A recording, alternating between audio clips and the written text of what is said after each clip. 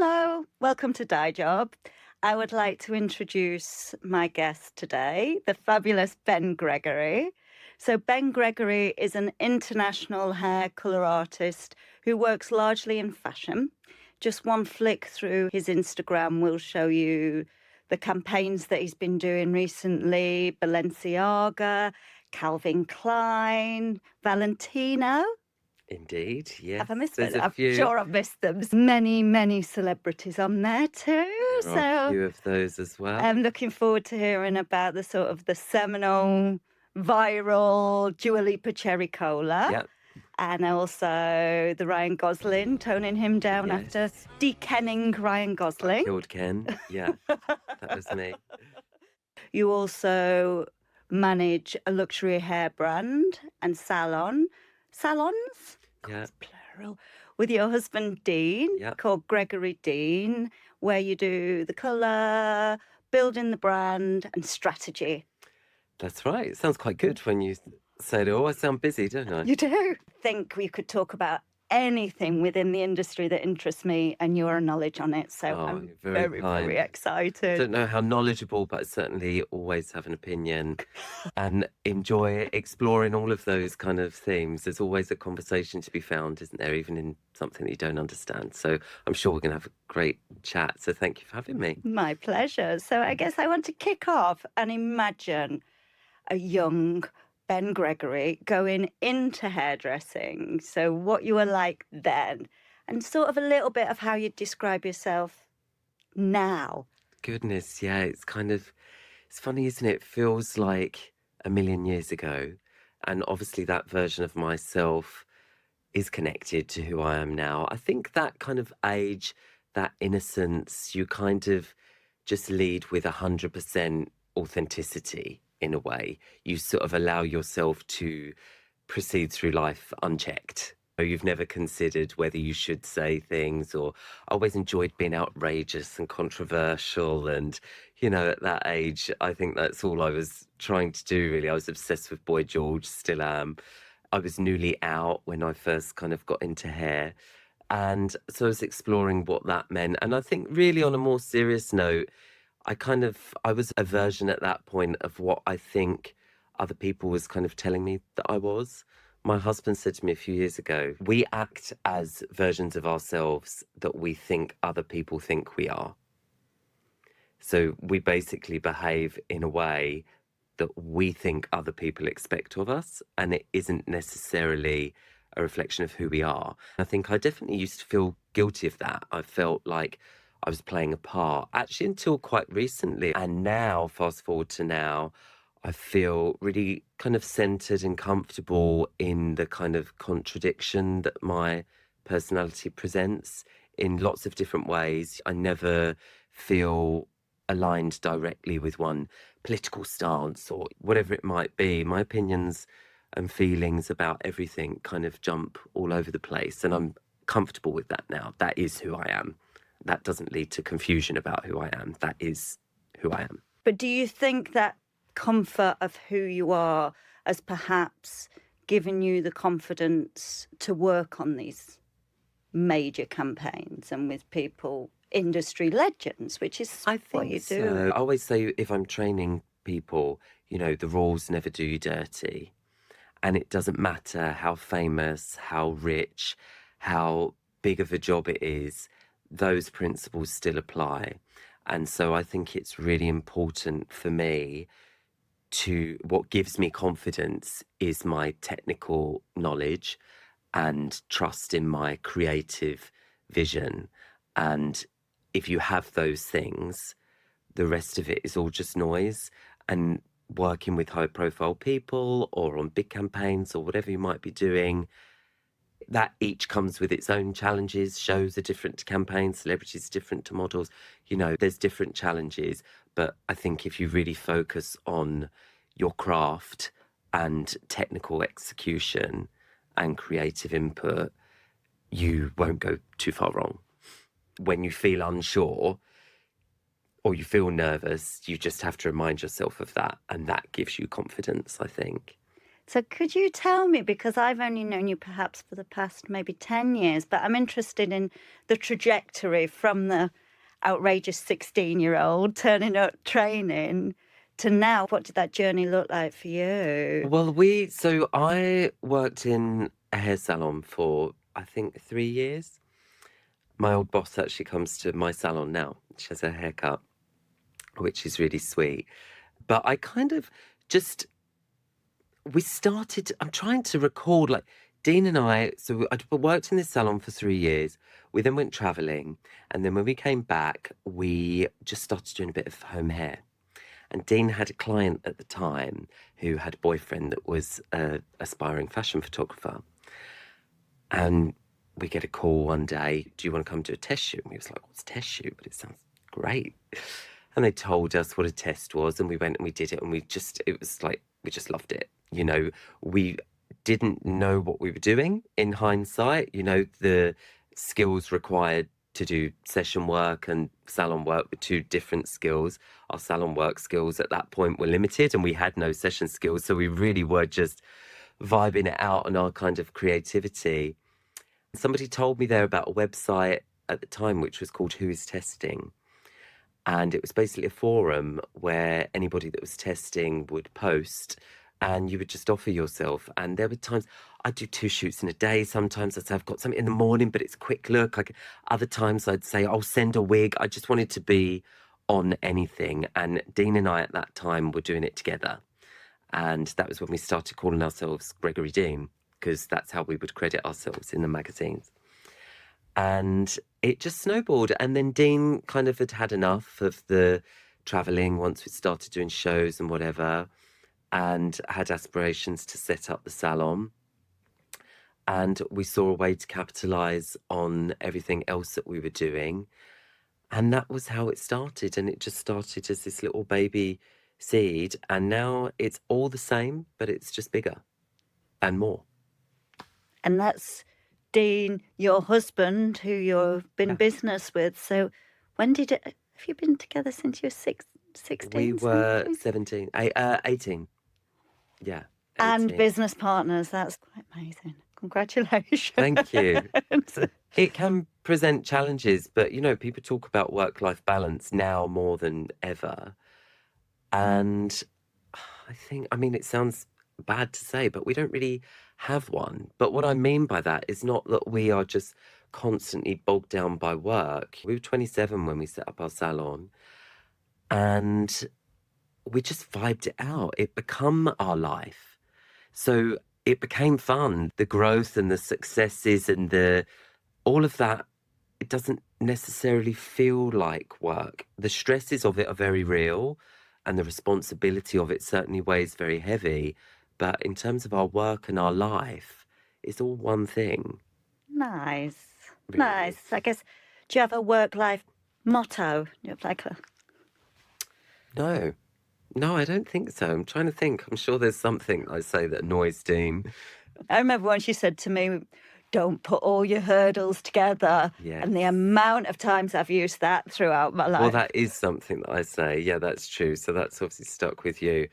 So I'll elaborate for the benefit of our listeners. So I always imagine when I'm trying to achieve something, be it professionally or personally, essentially it's just a big load of hurdles, isn't it? And if they're just all in a mess, piled up on top of each other, it's too much to jump. So I just start by putting them in a row. If you line them up, you can certainly jump one at a time. And then before you know it, you're halfway. And then before you know where you are, you're at the end of it. So I guess maybe that's my motto. So tell me about your career highlights. And then I would like to say some of the things that I know you've done that I think are amazing. Your career highlights. Well, of my career. Yeah. I'll tell you those as well. Career highlights. Well, it's interesting actually, you know, coming from talking about like the younger version of myself, because I think at that age, you have this vision of what a career highlight might one day be. And I don't think there's really singular moments necessarily. There's certainly stuff that stands out. But really, I think the whole life that this industry has kind of afforded me, that is the highlight, really. But yeah, in terms of individual projects, I think often it's the bold colour that really is the thing that people respond to. So we did the Moschino show with the big Marie Antoinette kind of looks. Paul Hanlon was doing the styling, and I did all of the colour for that. So that's something that people reference a lot now.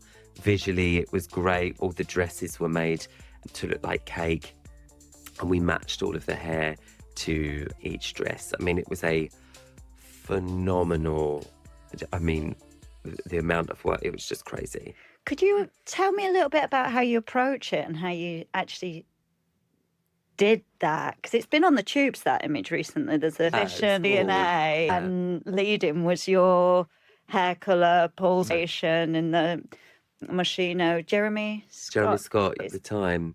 So initially, you know, Paul is the connection to the designer, and then Paul speaks to me about the colour.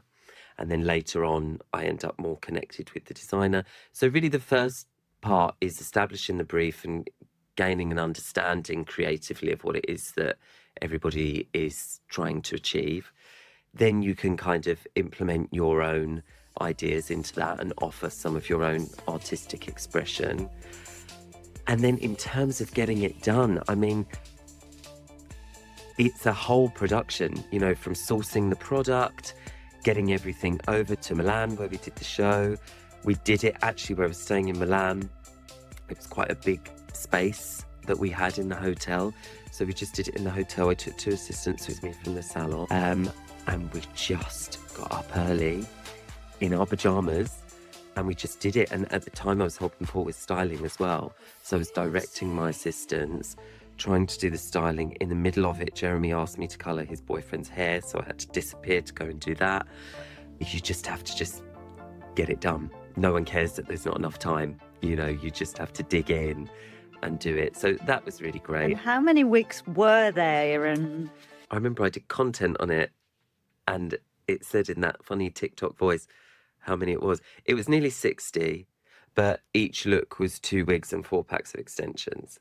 So you do the maths. It was a lot. I think when we were speaking earlier about that big, bold colour gets a lot of airtime and all of that Moschino stuff that was so amazing.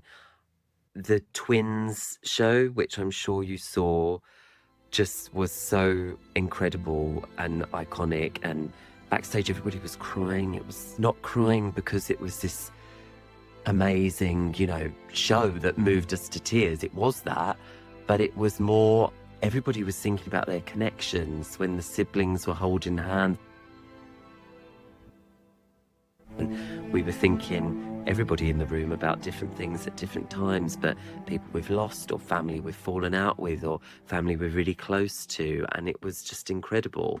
But from a hair point of view, if Moschino was an opportunity to sort of show off to people that don't know about colour, the twins thing was really an opportunity to show off to my peers, because creating identical, natural looks for that many sets of twins was extremely difficult.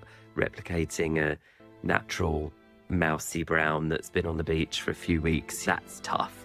But technically was probably one of the most challenging executions of my career. So from a show perspective, a place in fashion history, and my sort of role to play in that, that was probably one of the really big moments for me in my time at Gucci. I mean, there were so many, but I had to pick one. you've just been announced as L'Oreal Professional Global Creative Contributor, yes. It's quite hard with my list, getting it all out. Thank you. Yeah, I'm really excited. I mean, really genuinely, L'Oreal is the product I've worked with my whole career. My whole life I've worked with L'Oreal. So it's really a dream, really, to be able to continue with that and be affiliated with them in a slightly different way. Really, it's about, we're contributors. There's a few of us that are doing it. I'm a contributor, not an ambassador, is their kind of approach. So they want to lead with connection and shared vision, rather than them informing me and then me saying, here's the product. You know, that's not what it is. So it's affiliation and it's together inspiring, aspiring professionals. And I know we've previously spoken a little bit about how to do that and how the nature of technology is almost pushing people into these sort of algorithmic rabbit holes. But you have quite interesting thoughts on that. How? Yeah, I think ultimately social media I love. I think it's great. There's good and bad in everything. You have to know how to utilize these things. And I see that in social media, specifically in our industry. I think for creativity, it's good and bad. And it depends where you're at in your career and your level of learning and your confidence to execute creativity. But I think what we have to be really careful of with social media is that we should be, in my opinion, using it as a tool to be inspired by other people's creativity. And what sometimes I feel can be kind of misjudged is redoing what somebody else did that was creative. Even if you change the colours a little bit, but do your own placement, ask yourself, and only you can answer that question as the creative, do you feel this was your own creation, or is it something that you have kind of taken maybe a little too much influence from somebody else? The reason I say it depends where you're at in your career, as a starting point, that's amazing. If the kids in the salon that are learning and they see something that's really cool online and then they come away and they do it, that's great. Dean and I, when we first started, we used to buy Vogue magazine and we'd flick through and we'd point at a look and we'd say, right, how do you do that? And we'd try and do it. That was how we learned. So that's great. But I think when you are more established and you're trying to make your mark and state your creativity, you've got to really make sure that you're kind of referencing all of that as your catalogue, but you're using it to execute something that is wholly your creative vision, in my opinion. Yeah, it's almost like finding your own voice, I think so. right? It's how you find your voice and then maybe learn to sing, Definitely. you know. Well, we see a lot, when people listening that understand the industry will know, people that are not yet in the industry or just starting out might not know. But when you go to a show or a shoot, there's always a mood board, and that will be a collection of references from the designer or the stylist or a mixture of the two. It's kind of a visual language that expressing where their head's at. It doesn't mean, okay, which one from the board are we doing? Do that makeup, do that hair. It's like we're thinking about this actress from the 60s, but who would she be if she was in the future? And you have to kind of piece all of that together and then present your own creative execution of it. Do you think it's almost character-led, the way you described it? I Like you think so. almost imagine a Yeah. character. Certainly, maybe everyone's creative process is different. A real big part of my learning was all of those years that I was with Gucci. And so, probably heavily influenced by Alessandro's creative process. I always found that he was creating characters. That was an observation of mine. It was always about when you chose the makeup or the hair or the clothes, it was all to reference a character. It wasn't about, oh, let's do a lovely blonde. Why are you doing that blonde? How does that get her closer to the character that we're trying to create for her? And I think that's a really big thing to understand as a key difference between being a session colorist and a salon colorist, is that you're trying to achieve two different things with color. I remember because I worked on some of those big, incredible Alexander Michele Gucci shows with Paul Hanlon as lead hair. And they, how would I describe it? It felt like quite a major moment. Yeah, certainly. Cool young artists, creatives from around the globe, and seeing the character develop over the sort of 3 days in that side room in Rome. It's Rome, wasn't it? Was Yeah, it they were Milan? kind of all over, but yeah, a lot of it was in.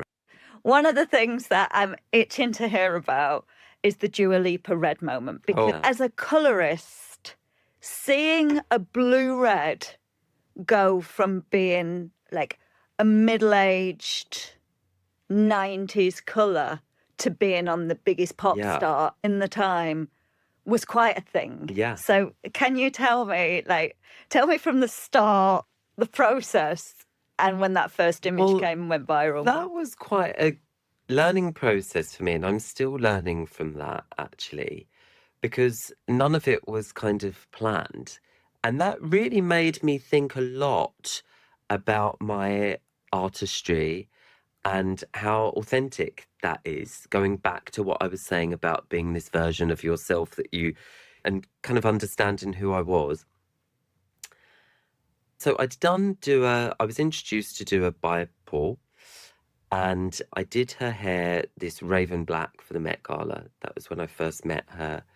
And then we started having chats about, the future and whatever, just while I was doing her colour.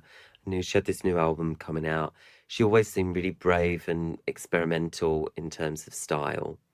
And we were speaking about a colour change. And I'd always seen, and again, it goes back to this idea of creating a character, which is very authentically what leads my process. And the thing with Dua that struck me is she's young and she's hot and she's gorgeous and she's relevant and she's TikTok relevant and Instagram relevant. But at the same time, when I look at her physicality and beauty kind of made me think about supermodels and that era of back in the day, So I started to think about Linda Evangelista and how she had this really strong hair colour.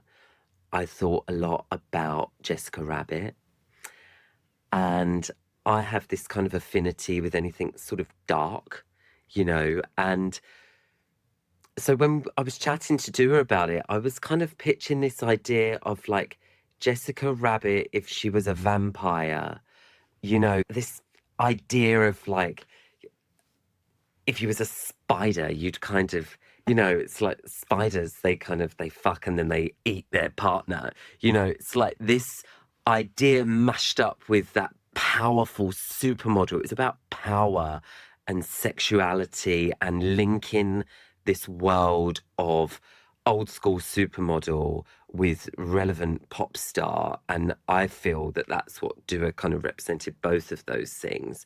And so that's kind of where we landed, because I could imagine it punky in like space buns, and I could imagine it busted out on the red carpet over her face. And I just spoke to her like I'm speaking to you. And she actually had red in mind as well. And she had some references, I had some references, and she was just into it creatively. So we went out to Ibiza, and she was on the tail end of her holiday.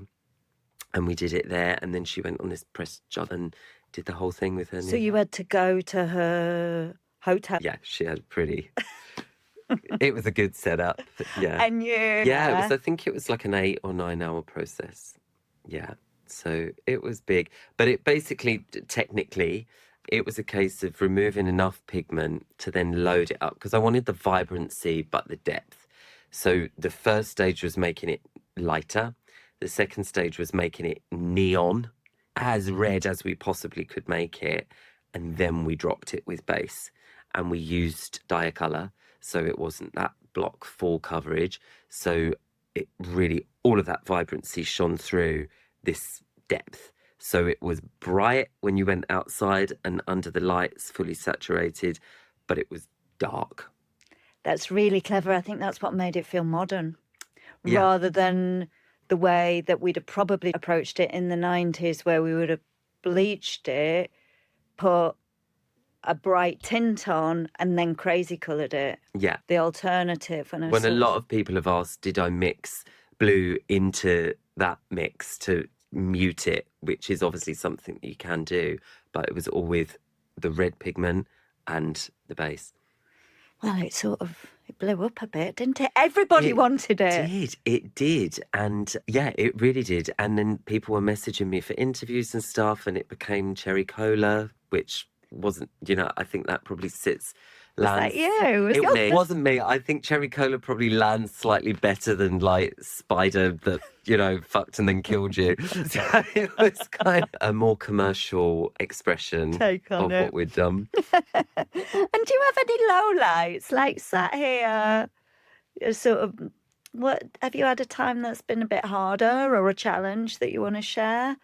Yeah, I think it is hard. I think people see the people that you work with and they consider that as, an upper echelon of success for somebody that does the job that I do, being a colorist. And I understand that and I see that.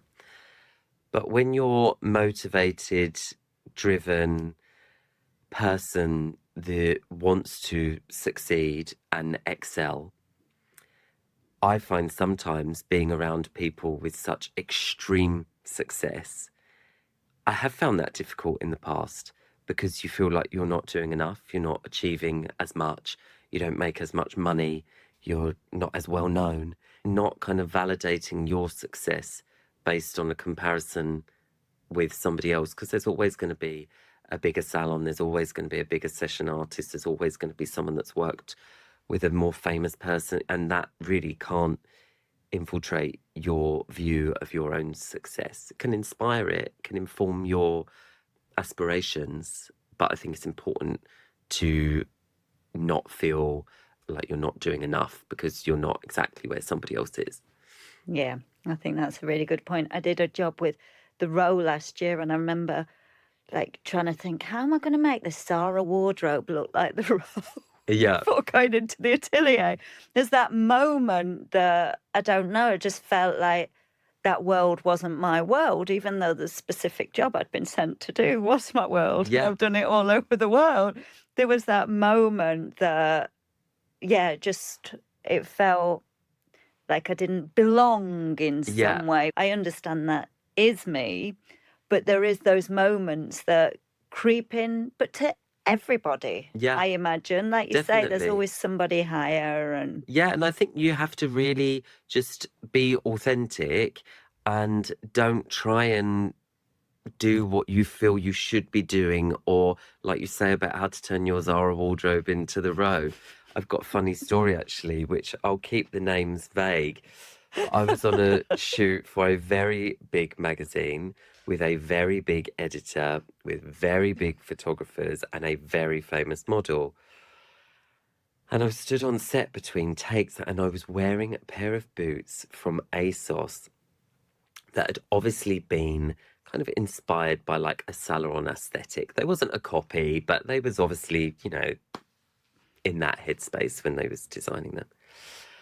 So the editor, in front of everybody while it was silent, said to me, "I love your boots. Who makes them?" And I nearly died on the spot. And I said, "They're from ASOS." And I just thought, that's what it is. And actually, I was vegan and they were non-leather, and ASOS was one of the few places that you could filter by leather and non-leather, and they had some good choices. So that's what I told them, and it was the truth. And then the very famous model said, "Oh yeah, my daughter's into all that at the moment. That's really good to know." So instead of me going, "Oh yeah, the salon," and trying to be something, I just didn't need to do that. So I was able to retain my sort of authenticity. And I still would rather have just said, "Oh yeah, they're from Salon," but they wasn't. So I didn't. a good story. Have you got a really good behind? You must have so many because you're such a good storyteller. You've been in so many situations. Your favourite behind the scenes story? I'm trying to think of anything I can say without getting into too much trouble, but there's so many characters in this industry, aren't there? There's so many stories, but I think I've got to be very careful about what I say. But yeah, there's a few that I remember with good friends that were in the room at the time, and yeah, some of them are.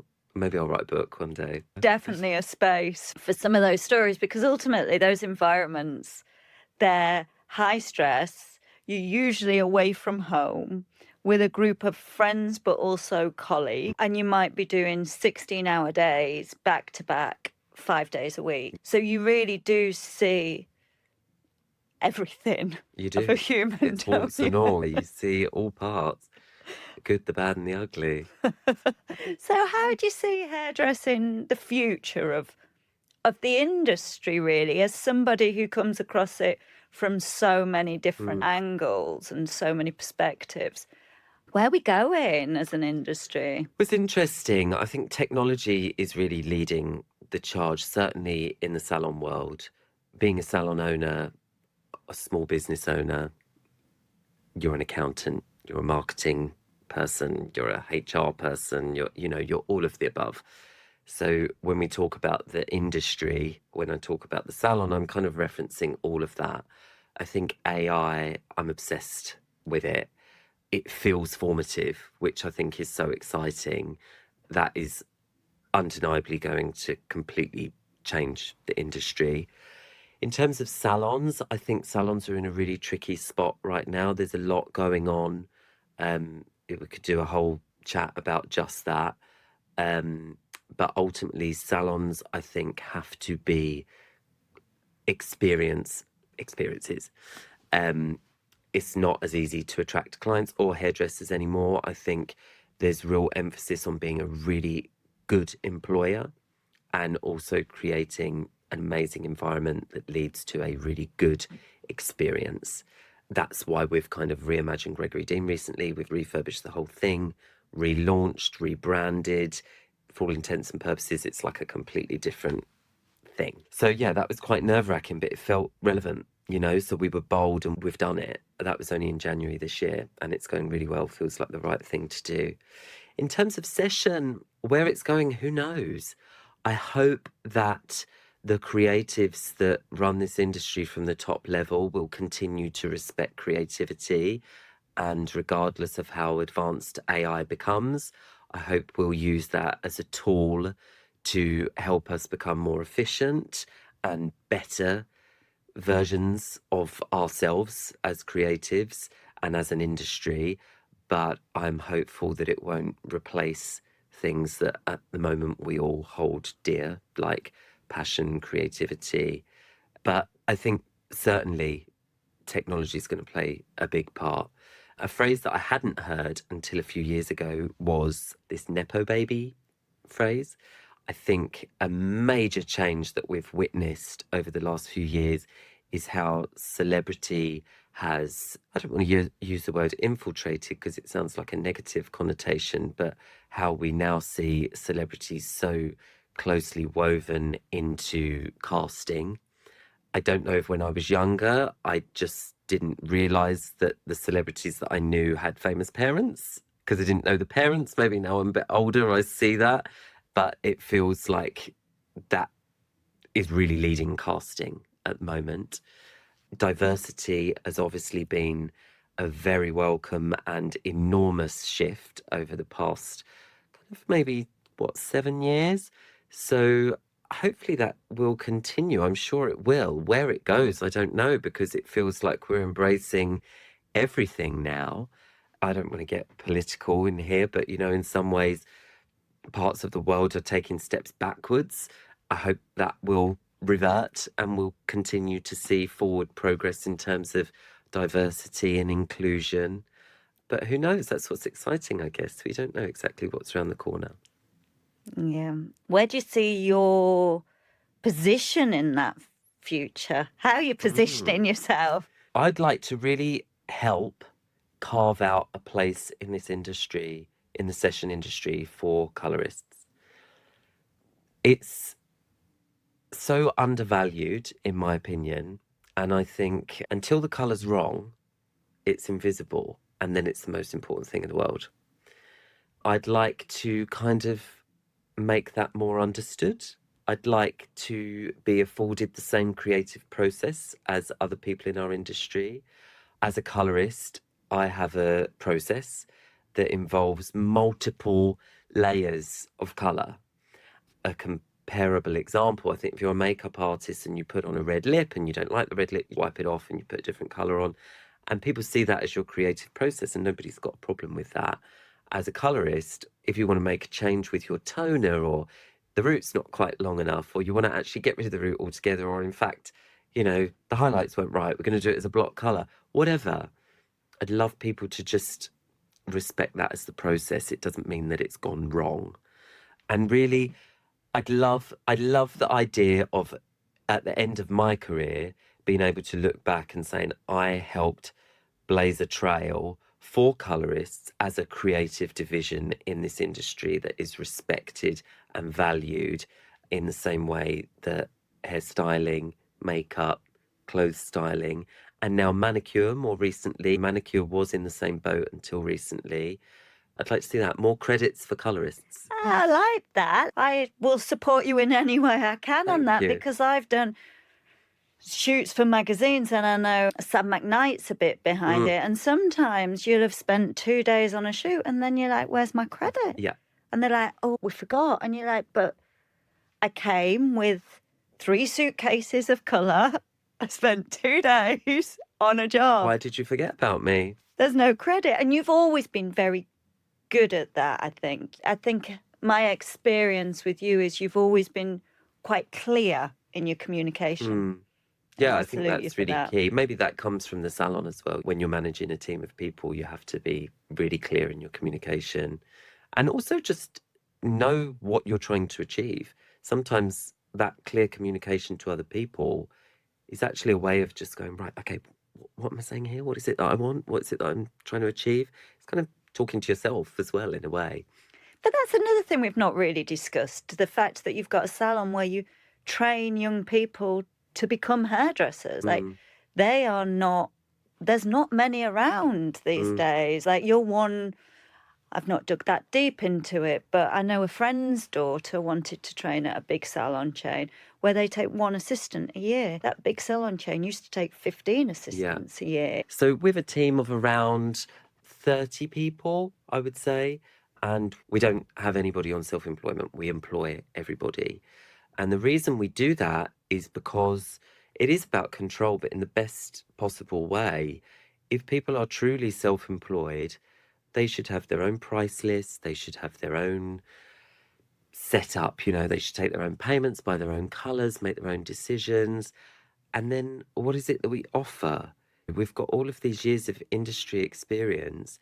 And we realised when we was interviewing a few years ago, I said something and I thought, wow, that is so true. It sounds like a tagline. And I said to the person that I was interviewing, our success is a direct product of your success. And that is how we operate as employers. We meet with everybody every few months. We try and understand who they are, what their goals are personally, professionally, how they're aligned, what they're looking to achieve, how they're aligned, what they're looking to achieve. And they're wildly different, across all of them.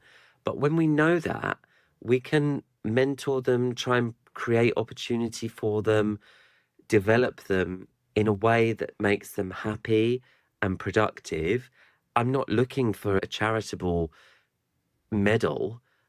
We do that because when they are happy like that, they stay, they're busy, they work hard, and it makes money. So it works for everybody. And if we had people that were self-employed, we wouldn't be able to do any of that. And so I don't know what our business is if not that.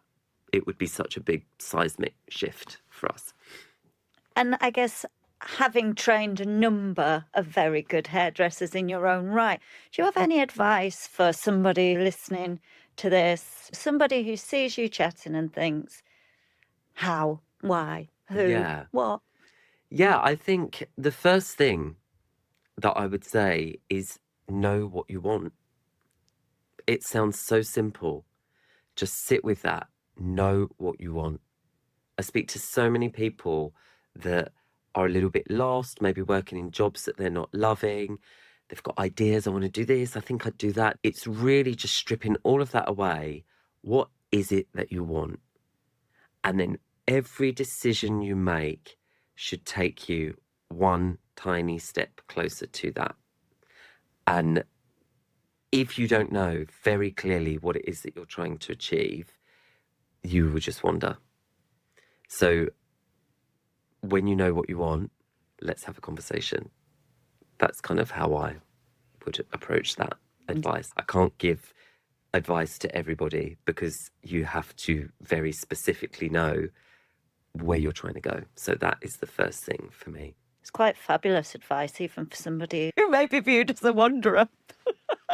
Well, and you might want to wander. Well, that's it. That It's might be your knowing what you goal. want. Exactly. It's, Is it family? Is it balance? Is it session? Is it salon? Is it money? But What is how it? do you sit with it? How do you find that clarity? Are you a meditator? Where do you go to find it? How do you separate the noise to discover what you want?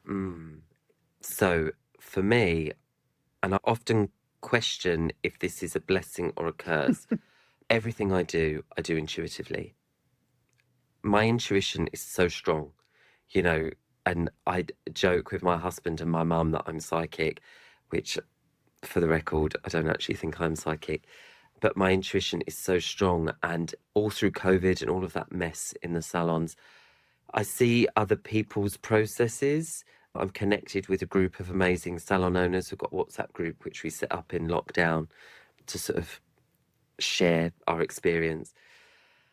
And that's sort of given me a little peek behind the curtain at other people's processes. And some people have sheets and forms and I do not operate like that at all. I wake up in the morning, I pick my phone up and I think, what have I got to do today? And I always know the answer. And I don't know if that's right or wrong. I'm sure a business person would say it is a terrible way to run your business. So I think, final question. What part of your life did hair give you? And what has it taken away? Yeah, interesting. I think hair has kind of just become the vessel for everything that I would have been anyway. And sometimes in business, sometimes I can really separate hair from the business. And I think with everything I've learnt now, I could replace hair with something else and probably do all right as a business because of everything I've learned. At the beginning, that was very different. Hair was all I knew, and I was kind of learning everything else. So I don't think it necessarily gave me any part of who I am, but just allowed me to express it, gave me a platform. And I guess what it potentially could have taken from me as somebody that can't ever even settle on where to go on holiday because I always feel like there'll be a better option, or, you know, I'm terrified of not doing the absolute best that you can do. I guess potential. Sometimes you worry, did I spend my life working on the right thing? Should I have done something else? How would that have looked? So in a kind of sliding doors moment, I'd kind of love to see that little psychic vision of what it could have been. And would it have been different, better, not as good, indifferent? Who knows? And I'm very much looking forward to the book. Yes. I think it'd be brilliant. Well, Ben Gregory, thank you so much for spending the time with me today. And it's always a pleasure to hear you speak. You're Thank you. welcome. Thank you for having me.